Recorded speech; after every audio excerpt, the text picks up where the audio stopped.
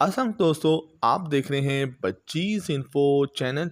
Birds का breeding season चल रहा है और ब्रीडिंग सीजन के दौरान अक्सर बजरी तोतों की कॉलोनी में लड़ाइयाँ होती हैं, जिससे काफ़ी ज़्यादा नुकसान होता है।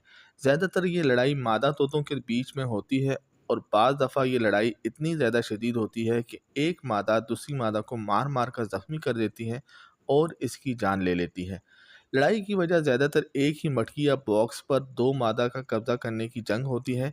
होता यूँ है कि एक ही मटकी दोनों मादा को पसंद आ जाती है और दोनों ही इसे अंडे देने के लिए लेना चाहती हैं, जिस पे लड़ाई शुरू हो जाती है।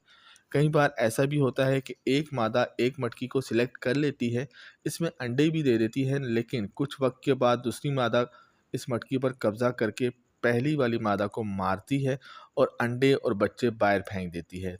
बजरी तोतों की लड़ाई को कैसे ख़त्म किया जा सकता है, इसके लिए चंद एहतियात करना ज़रूरी है। पहले तो कॉलोनी में ज़्यादा बजरी तोते ना रखें, इतने ही रखें जो कॉलोनी में आसानी से रह सकते हों।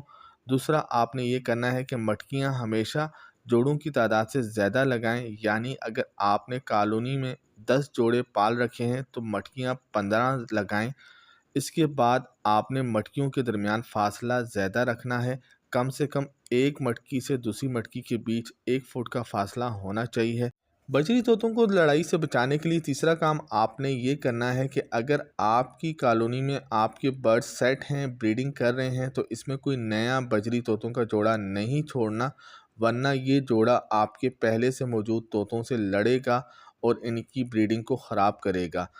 आखिरी सॉल्यूशन ये है कि ब्रीडिंग सीजन में अपने बजरी तोतों की कॉलोनी का जायज़ा लेते रहें और देखते रहें कि जैसे ही कोई बजरी मादा दूसरी मादा के बॉक्स या मटकी में झांकती या जाती नज़र आए, इसे फ़ौरन से निकाल कर दूसरे पिंजरे में डाल दें, वरना ये मादा रंग में भंग डालेगी और दूसरी मादाओं से लड़ेगी और इनके अंडों और बच्चों को मटकी से बाहर फेंकेगी, जिससे आपको नुकसान होने का डर रहेगा।